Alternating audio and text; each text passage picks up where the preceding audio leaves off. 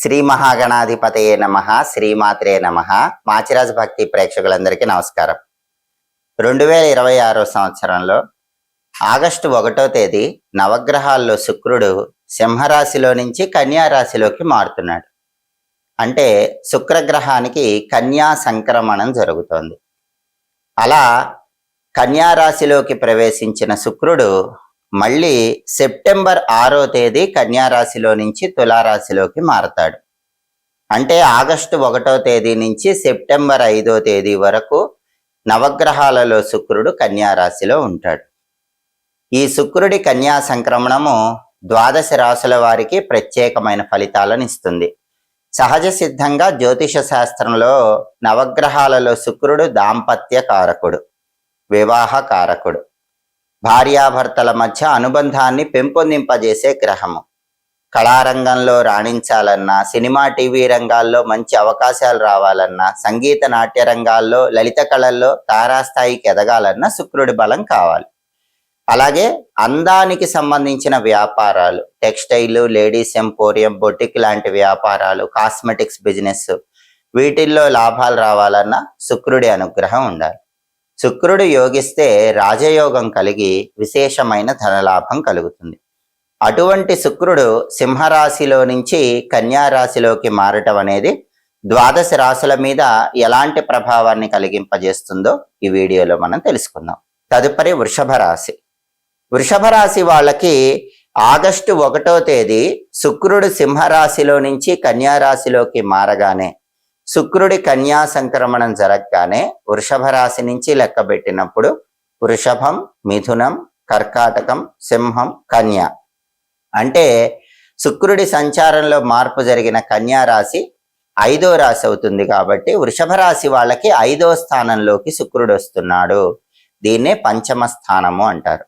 ఇలా 5వ స్థానంలోకి వచ్చిన శుక్రుడి ప్రభావం సెప్టెంబర్ 5వ తేదీ వరకు ఉంటుంది. కాబట్టి ఆగస్టు 1 నుంచి సెప్టెంబర్ 5వ తేదీ వరకు 5వ స్థానంలో ఉన్న శుక్రుడు వృషభ రాశి వాళ్ళకి ఎలాంటి ఫలితాలను ఇస్తాడో జ్యోతిష శాస్త్ర గ్రంథాలలో ఒక ప్రామాణిక శ్లోకం ద్వారా చెప్పారు. ఆ శ్లోకాన్ని పరిశీలిస్తే 5వ స్థానంలో ఉన్న శుక్రుడికి సంబంధించిన ఆ శ్లోకం ఏంటంటే, దాసీ భృత్య జనలాభ నిత్యమృష్టాన్న భోజనం ధనధాన్యం అభీష్టార్థం పంచమస్తే భవేద్ భృగు అంటుంది జ్యోతిష శాస్త్రం. అంటే ఈ శ్లోకంలో ఉన్న అర్థాన్ని పరిశీలిస్తే దాసీ భృత్య జనలాభ అంటే అర్థం ఏంటంటే, వృషభ రాశి వాళ్ళకి 5వ స్థానంలో ఉన్న శుక్రుడి వల్ల సేవకులు పెరుగుతారు. ఆ సేవకులు ఎప్పుడూ కూడా చెప్పిన పనులన్నీ చేస్తూ ఉంటారు. మీ కింద పరిచారికులుగా ఉండి మీకు కావలసిన వాళ్ళందరూ మీకు కావలసిన పనులన్నీ చేసి పెడుతూ ఉంటారన్న అర్థంలో దాసీ భృత్య జనలాభ అంటూ జ్యోతిష శాస్త్రంలో శ్లోకం చెప్పారు. జనలాభ అంటే మీ చుట్టూ ఉన్న వాళ్ళందరూ కూడా మీకు లాభం కలిగేలాగా మీకు సహాయం చేస్తూ ఉంటారు. 5వ స్థానంలో శుక్రుడు వృషభ రాశి వాళ్ళకి అలాంటి ఫలితం ఇస్తాడు. నిత్యమృష్టాన్న భోజనం.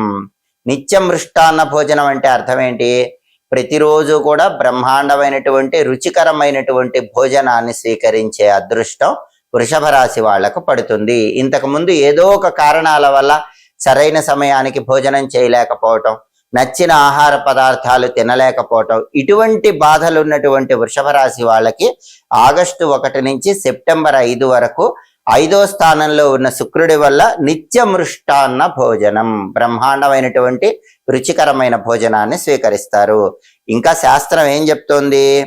ధనధాన్యం అభీష్టార్థం అని శ్లోకంలో చెప్పారు. ధనధాన్యం అభీష్టార్థం అంటే 5వ స్థానంలో ఉన్నటువంటి శుక్రుడి వల్ల విశేషమైన ధనలాభం కలుగుతుంది. ఆదాయ మార్గాలు పెరుగుతాయి. సంపాదించిన ధనాన్ని ఎక్కువగా దాచిపెట్టుకోగలుగుతారు. ధాన్య లాభం చేకూరుతుంది. అభీష్టార్థం అంటే మీ అభీష్టం మేరకు మీకు ఎంత కోరిక ఉంటే ఆ కోరికకు తగ్గట్లుగా ధనాన్ని, ధాన్యాన్ని పెంపొందింపజేసుకోగలుగుతారన్న అర్థంలో ధనధాన్యం అభీష్టార్థం అంటూ శ్లోకంలో చెప్పారు. పంచమస్తే భవేద్ భృగు అంటే అర్థం ఏంటంటే 5వ స్థానంలో ఉన్నటువంటి శుక్రాచార్యుల వారి యొక్క అనుగ్రహం వల్ల, నవగ్రహాల్లో శుక్రుడి అనుగ్రహం వల్ల ఈ ప్రయోజనాలు కలుగుతాయని శ్లోకం చెప్తోంది. కాబట్టి 5వ స్థానంలో శుక్రుడు అనుకూల ఫలితాలే ఇస్తాడు. వృషభ రాశి వాళ్ళకి ఆగస్టు 1 నుంచి సెప్టెంబర్ 5 వరకు 5వ స్థానంలో ఉన్న శుక్రుడి వల్ల విశేషంగా ధనపరంగా పురోభివృద్ధి ఉంటుంది. సేవకులు పెరుగుతారు, మీకు కావలసిన పనులన్నీ చేసి పెడతారు, రోజు బ్రహ్మాండమైన భోజనం స్వీకరిస్తూ ఉంటారు, ఆనందంగా కాలాన్ని గడుపుతూ ఉంటారు. ఇంతటి అద్భుతమైనటువంటి ఫలితాలను వృషభ రాశి వాళ్ళు శుక్రుడి కన్యా సంక్రమణం వల్ల పొందుతారు. ఆగస్టు 1వ తేదీ నవగ్రహాలలో శుక్రుడు సింహరాశి నుంచి కన్యా రాశిలోకి మారగానే, శుక్రుడి కన్యా సంక్రమణం జరగగానే, ఈ శుక్రుడి కన్యా సంక్రమణం 12 రాశులలో కొన్ని రాశులకు అనుకూల ఫలితాలు ఇస్తుంది, కొన్ని రాశులకు వ్యతిరేక ఫలితాలు ఇస్తుంది. మళ్ళీ శుక్రుడు సెప్టెంబర్ 6వ తేదీ కన్య నుంచి తులకి మారతాడు. అంటే ఆగస్టు 1 నుంచి సెప్టెంబర్ 5 వరకు కూడా కన్యా రాశిలో ఉన్నటువంటి శుక్రుడు 12 రాశుల వాళ్ళకి ప్రత్యేకమైన ఫలితాలు ఇస్తాడు. అనుకూల ఫలితాలు వచ్చే రాశుల వాళ్ళు అనుకూల ఫలితాలు ఇంకా పెంచుకోవటానికి, వ్యతిరేక ఫలితాలు వచ్చే రాశుల వాళ్ళు వ్యతిరేక ఫలితాలు తగ్గింపజేసుకోవటానికి శుక్రుడికి సంబంధించిన కొన్ని శక్తివంతమైనటువంటి పరిహారాలు, పూజలు చేసుకోవాలి. నవగ్రహాలలో శుక్రుడికి అలసందలు, బొబ్బర్లు అంటే చాలా ఇష్టమని జ్యోతిష శాస్త్ర గ్రంథాల్లో చెప్పారు. కాబట్టి ఆగస్టు 1 నుంచి సెప్టెంబర్ 5 మధ్యలో వచ్చే శుక్రవారాలు ఎప్పుడైనా సరే అలసందలు నానబెట్టినవి గోమాత కొన్ని ఆహారంగా తినిపించండి.